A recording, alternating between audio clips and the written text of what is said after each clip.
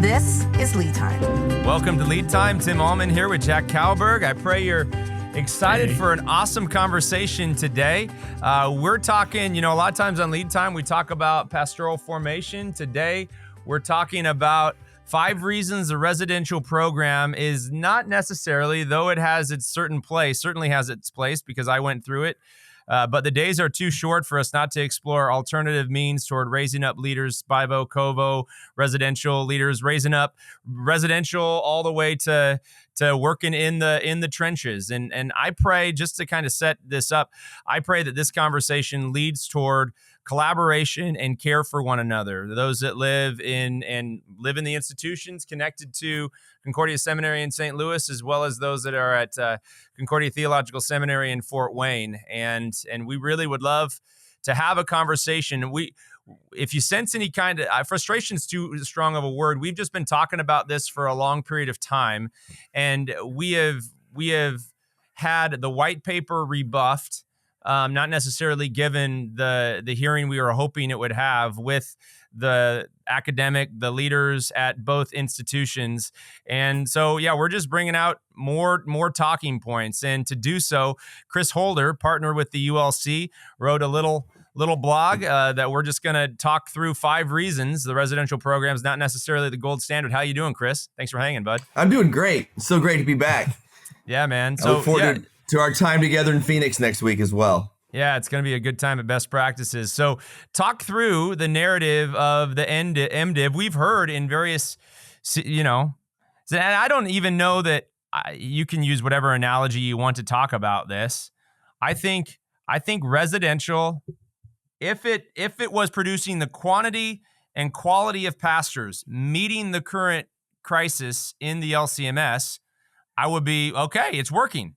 It's very evident, though, that it's not working. One story I have to tell to kind of set this up. I'm talking with my grandma who lives in Sterling, Colorado, just yesterday. She and my grandpa, Betty and Elvin Klein, my mom's parents, lifetime LCMS Lutherans, right? And they live in a community of about 10,000 people, 3 LCMS churches. They just celebrated 68 years of wedded life together. Praise be to God there, Betty and Elvin. And grandma says, we don't have a pastor. And then she goes, and the church down the street doesn't have a pastor. And they've been vacant for a while. And there's a third church just in the neighboring town. They don't have a pastor. So this is a crisis, not just for those of us that are looking to plant churches or do microsite, multi-site merger type stuff, but it's a crisis in our rural communities as well. So Chris, take it away, buddy. And we'll let you go. You give your first kind of case, your first point, and then Jack and I are going to respond. Okay, I just want to share a little bit of background. I am personally gone through a residential seminary program here locally in Dallas. I've gone through SMP, and I've also mentored guys through a variety of programs. And I'm on the other side of it now with you, Tim, and Jack, doing the creative work through Luther House. So a couple of people from the Texas district actually asked me to kind of put this together and say, what are your insights? Like, as they're seeing the pastoral shortage and they're seeing churches go 3, 4, 5 years vacant, and like, you're in the trenches of this, Chris. What are you seeing? So that was kind of the genesis of all of this. And I kind of want to start with a little bit of background that says we have this narrative out there that says that the residential MDiv program, and this is not unique to the LCMS. I'll research this. This is across the board, right? There's a narrative out there that says that this is the gold standard, right? That this is the one and only way to train pastors. And that general narrative just goes unchallenged. No one really challenges it. And Tim, you and I have had to, defend a thesis, right? Or a dissertation to write a doctorate. And we had to find support for our hypothesis or whatever. And I found no actual evidence that says, for example, that residential trained pastors are more effective in the parish than SMP pastors, et cetera, et cetera. So first of all, there just is no real testing of that. So beyond that, my first real point, that's just kind of the background, is that the MDiv and residential seminary programs are not found either in the Bible nor the Lutheran confessions as a preferred way of performing pastors. If anything, it could be argued that a distance program encourages local leaders to be raised up and trained locally, is closer to what we see in Acts and the epistles. Also, local leaders that are raised up by a church are vetted by a local congregation from the start, who commits to training them as a vicar and then ordains them as a pastor. And since the call and our polity as Lutherans comes from a church, you could argue this is actually more in line with our confessions, or at least equally in line with. Yeah, Jack, what's your feedback there? No, I mean, I totally agree.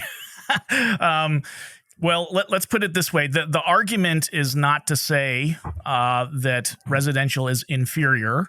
What we're saying is what's being untested right now is that there's other models that can be equally as effective, right?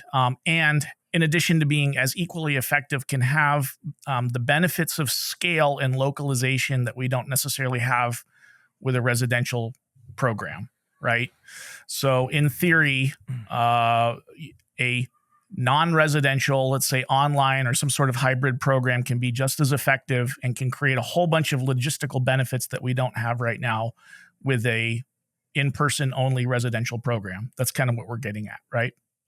And there's also some models that can be tested right now around collegiality of learners, right? I mean, I think that's one of the biggest arguments. There's something about being with the professor for an extended period of time, a quarter, a semester, et cetera, or for an intensive period of time in person. What we're not saying is that cohorts shouldn't be tested and intensive times of learning shouldn't be tested with a said academic expert in whatever the theological topic is. I think that definitely has its place. It's just that they're being raised up and staying in connection to the local church the entire time, rather than the current model, which keeps, I guess, somewhat of a relational connection. But when they're residential, they're in an entirely new context. It's either in our context for Fort Wayne or St. Louis. And we've entrusted them to that system for formation. I mean, you kind of lose touch with that leader for a certain period of time. And could it be some sort of a test toward cohorts in partnership with academic instructors? So, Jack, I mean, you just got done with a gathering. And there was a great power in a week-long intensive. The CMC program has a 3-week type of intensive. We're not saying that you shouldn't be focused on that. And also another case is that we don't care about the languages. I think for an MDiv, if you can get the languages figured out for that respective context, I think we should do the best we can to give the languages. We're not against Greek or Hebrew as well. Any more reactions to that? Well, Jack or Chris? this was kind of a cool thing for me. Like you said, there is connection building. There is, I know in the program that I am, there's relationship building with professors that are teaching the program. It's not just watching videos. There are some videos that you watch, but there's also discussion that's being done live via Zoom. And okay, you can make an argument that being in a room is different than being on Zoom, but when you're doing this week after week after week, you are definitely building relationships with people. And then we have these gatherings. And what's interesting in this particular context, because the school that I'm going to, Lutheran school, right? But it's also in a wider university system where there's other denominations. So I go into this gathering, bunch of Lutherans there, bunch of Baptists there, bunch of others there, and we're having really great conversations where we're getting to apply what we learned. And so, Dan and I were in this table. We're the only two Lutherans sitting at this table, and we're having wonderful conversations about baptism and how much we enjoy the fact that baptism saves you, and having really fun, passionate conversations about that topic, right? Yeah. And hey, you know what? What's a better way to test that than to bring other theologians in there and actually have a conversation and not try to straw man the things that you disagree with, actually strong man that and actually have really good conversations with smart people about these topics. Right. And I would definitely say from my own experience going through a cohort program, SMP, where we had week intensives, and my Doctor of Ministry program, which also had week intensives. And that was similar to yours, Jack, where I was with Lutherans and everybody, right, through Gordon Conwell. I still have people I text with. I still have people one of my best friends in the world is a Lutheran pastor in Madison, Wisconsin. I met through SMP. So I was there when his wife got cancer and flew up. And so you're not going to tell me that you can't have long-term relationships with people that you meet through a program like this. If anything, especially if you're later in life, you have a different type of connection. You're not spending every day together. But so, yeah, I totally agree with that. Second point is, and you touched on this a little bit, Tim, already, but the residential MDiv program does provide the opportunity for students to live in community while studying permanently, like over 4 years.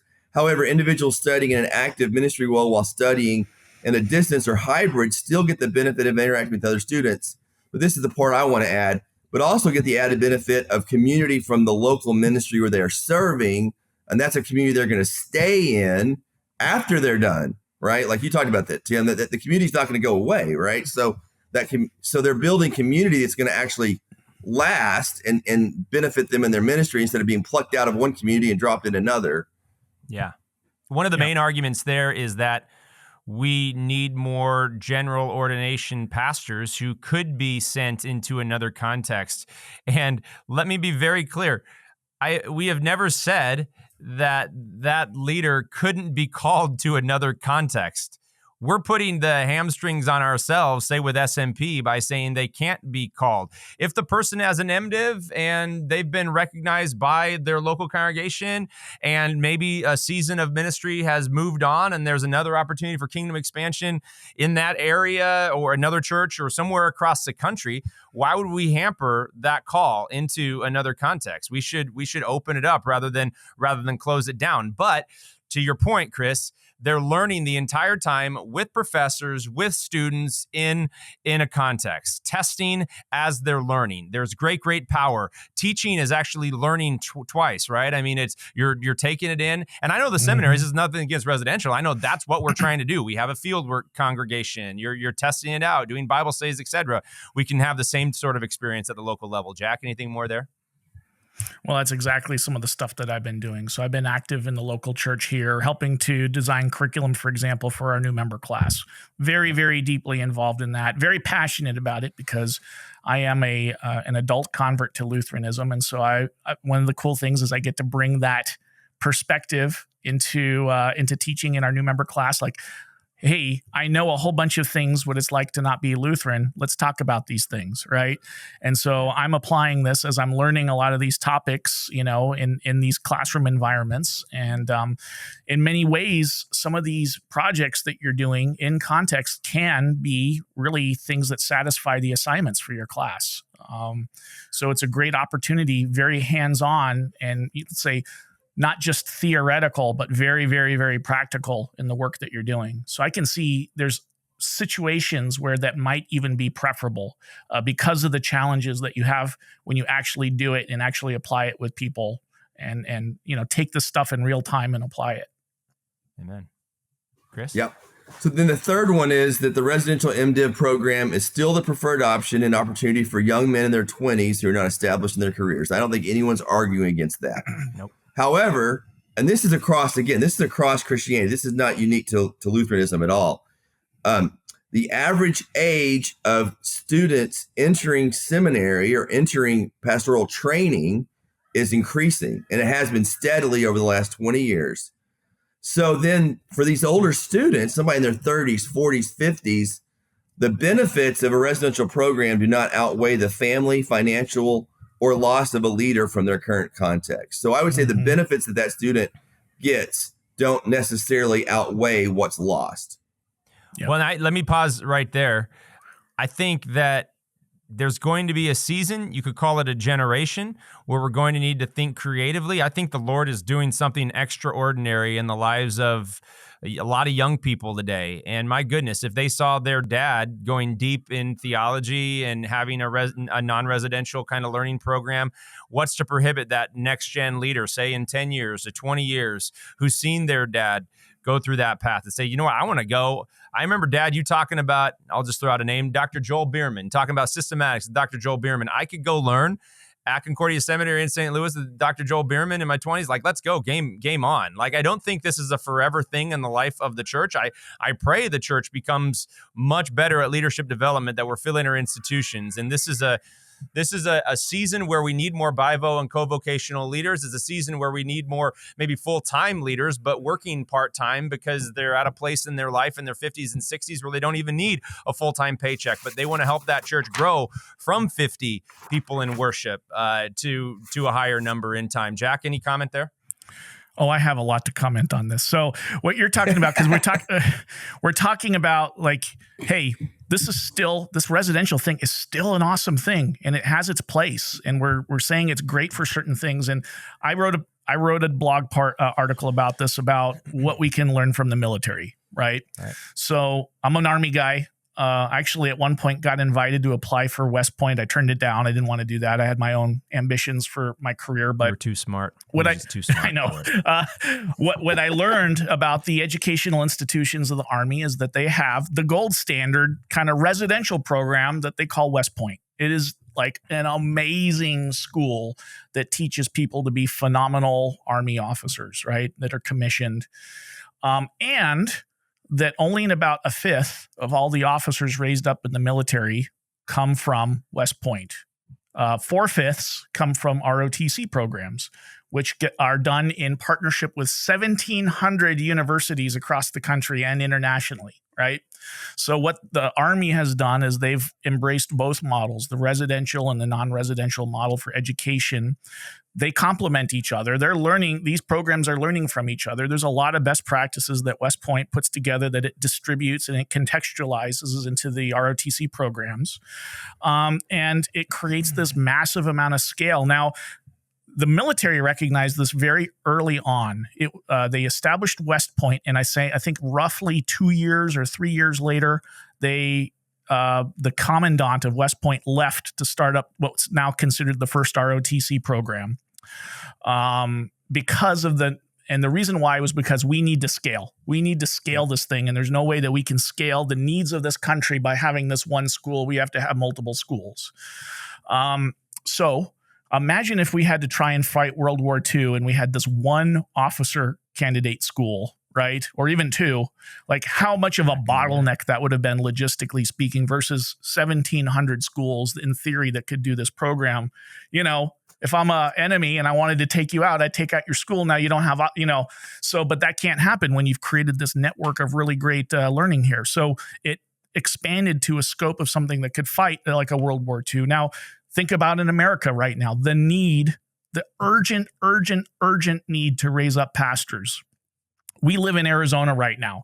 How many Lutheran pastors do we need in the Phoenix metro area, right? A lot more. If I had to guess, to serve the needs of a metropolitan area of 4 million people, probably 10,000.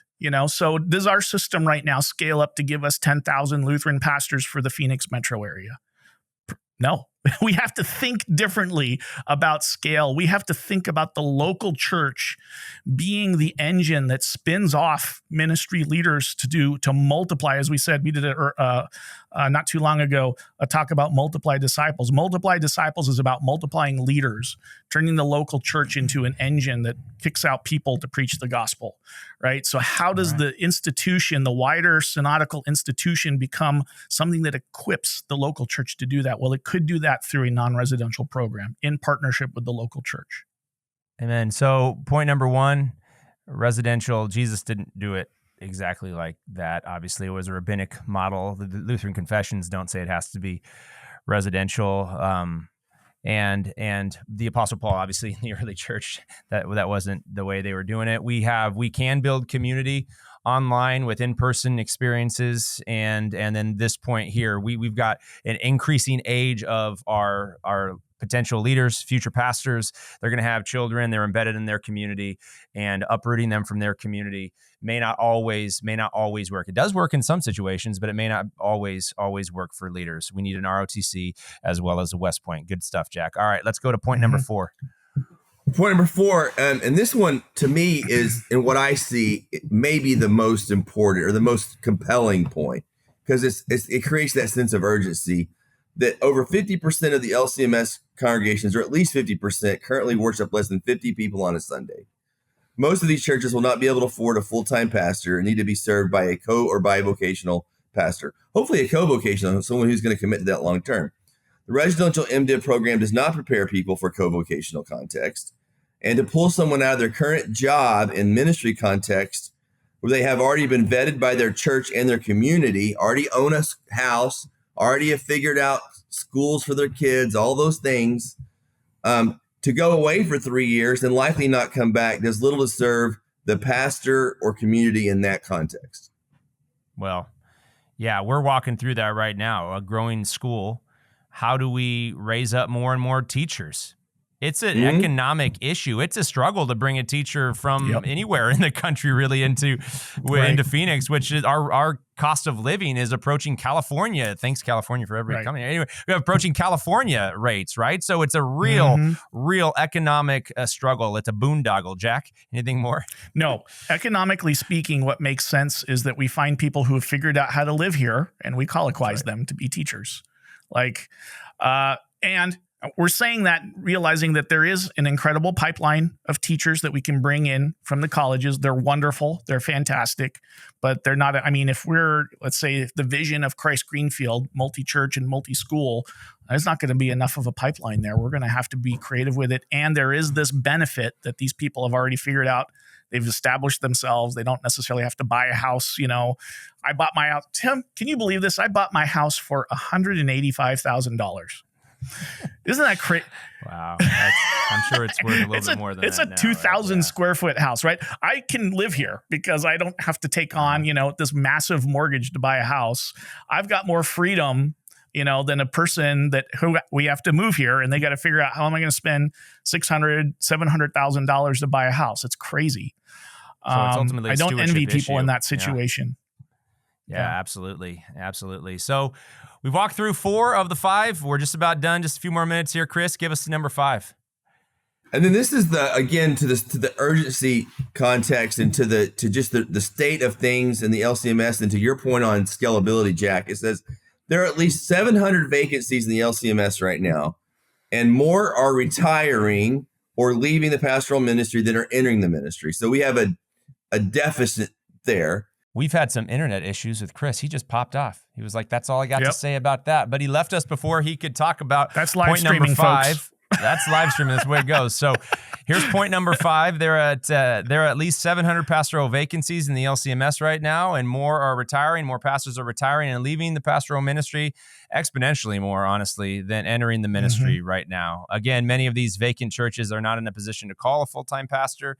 While the Set Apart to Serve initiative does a noble job of bringing up pastoral awareness with younger men and will certainly bear fruit in time, it's going to be 10 years or more to see that program bear fruit. These 700 churches simply do not have 10 years to wait, while online and hybrid programs provide an opportunity for a church to raise up someone who could start serving in a vicar capacity almost instantly and as an ordained pastor within 2 to 5 years, depending on the program. So it just is what it is, and we're trying to meet the real needs of congregations like my grandparents in Sterling, Colorado. And there's many rural, suburban, and urban contexts where pulpits are empty, and we're just trying to fill them so that word and sacrament is brought to God's people to mobilize them for mission. Any final last words there, Jack?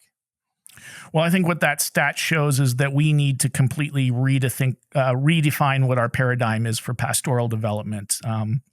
The use of technology, the use of a flexible program can definitely meet this need. There are people willing to serve and lead in the local context if they're allowed to stay local. The scale is not just to fill those 700, but to become a church body that's planting 700, right? So again, this is the idea of changing the scale of things. It's a new paradigm shift. And here's what we're trying to say. This is not all about doom and gloom. We're trying to cast a positive vision of the future. The positive vision of the future is this is all solvable. This is all doable. There are solutions to this. This kind of stuff is going to work. Yeah, well, there will be things that need to be learned and ironed out for sure, 100%. But this is all things that is being solved and can be solved. And we just have to have kind of a desire to get behind it in our own church body. And we're just trying to inspire people to, hey, let's start running some experiments. Let's monitor it very closely. Let's see what the positives are and what we can learn from it, and just be very open-handed about it. Right? It's a build, measure, learn mindset, and all entrusted into the work of the Holy Spirit to push forward the preaching of the gospel in the church. Yep, this is a proactive invitation. We live in reality, a rapidly growing East Valley context, and so we have to be proactive with our solutions rather than just reactive. And so hope you found this helpful. Keep the conversation going. There are strong opinions about this topic, and I think we need all voices to speak into it. praying for both seminary presidents, Dr. Egger and Dr. Bruss, in their faithful work locally, and looking forward to continual, collegial, hopefully collaborative conversation as we look to cast vision for raising up more leaders to multiply disciples. It's a good day. Go and make it a great day. This is Lead Time. Good work, Jack. God bless, guys. Thanks, Chris. Sorry you didn't get to hang out with us at the end, but all is well. Peace. You've been listening to Lead Time, a podcast of the Unite Leadership Collective. The ULC's mission is to collaborate with the local church to discover, develop, and deploy leaders through biblical Lutheran doctrine and innovative methods. To partner with us in this gospel message, subscribe to our channel, then go to theuniteleadership.org to create your free login for exclusive material and resources, and then to explore ways in which you can sponsor an episode. Thanks for listening, and stay tuned for next week's episode.